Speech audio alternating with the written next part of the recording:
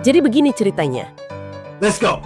KTT ASEAN ke-47 di Kuala Lumpur seharusnya jadi ajang diplomasi megah tempat para pemimpin Asia Tenggara membahas masa depan kawasan. Tapi entah kenapa, acara itu malah sempat bikin heboh. Bukan karena perdebatan politik, melainkan karena salah sebut nama presiden. Bayangkan saja, ketika Presiden Prabowo Subianto turun dari mobil putih di depan Kuala Lumpur Convention Center, komentator TV Nasional Malaysia, RTM, dengan penuh percaya diri menyebut beliau sebagai Joko Widodo, the president. How? Iya, Nope. kamu nggak salah dengar. Jokowi bukan Prabowo. Come on, man. Reaksi publik pun meledak. Banyak yang bilang, masa negara tetangga yang katanya sahabat dekat bisa salah nyebut nama presiden kita?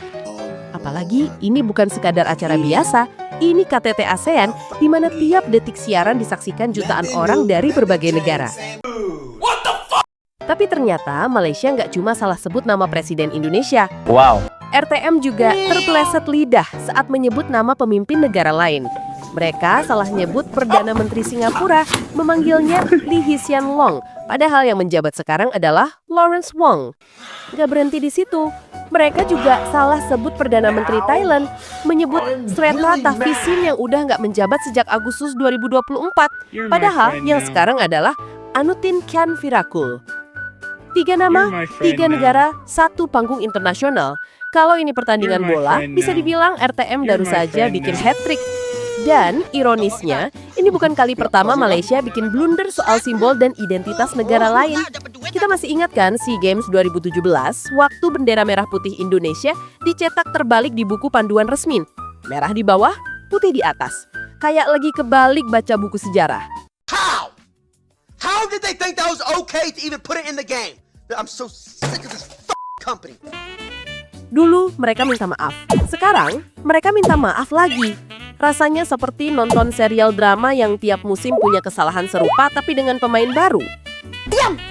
Yang jadi pertanyaan besar dari semua kejadian ini bukan cuma soal salah sebut nama presiden, tapi apa sebenarnya yang terjadi di ruang redaksi RTM? Maksudnya, di zaman serba canggih kayak sekarang, masa sih nggak ada satupun orang di tim editorial yang sempat buka Google? Kita hidup di era di mana informasi tentang siapa presiden, siapa perdana menteri, bahkan siapa pacarnya siapa, semuanya bisa ditemukan dalam waktu kurang dari 5 detik. Tapi, entah kenapa, tim editorial RTM kayaknya hidup di alam semesta paralel, di mana waktu berhenti di tahun 2023. Sampai-sampai Presiden Prabowo Subianto masih disebut Jokowi, PM Singapura masih Lee Hsien Loong, dan PM Thailand masih Srettha Thavisin. Media nasional sekelas RTM seharusnya jadi contoh presisi dan kredibilitas.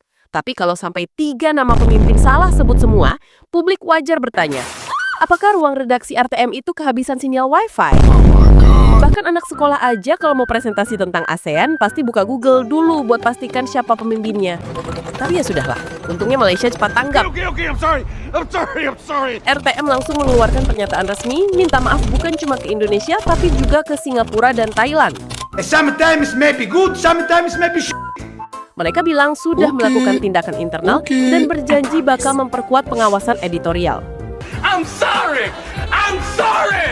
Dan di titik ini mungkin kita perlu sedikit menenangkan diri. Malaysia memang sempat salah tapi mereka sudah mengakuinya. Kalau dipikir-pikir, hubungan dua negara ini seperti dua sahabat lama yang kadang saling bercandain, tapi juga saling jaga. Kadang nyebelin, tapi kalau ada yang lain ganggu, tetap saling pasang badan. Ngapain kamu di sini? Aku nggak mau berteman sama kamu. Ya ampun, kamu berdosa banget. Selamat, Anda kena prank. Itu kameranya aku taruh situ. Got him.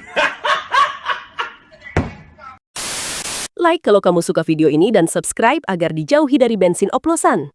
Yang nonton sampai habis tapi nggak subscribe, siap-siap saja anak cucumu nanti ikut nanggung hutang kereta cepat Hush karya Mulyono and the Gang.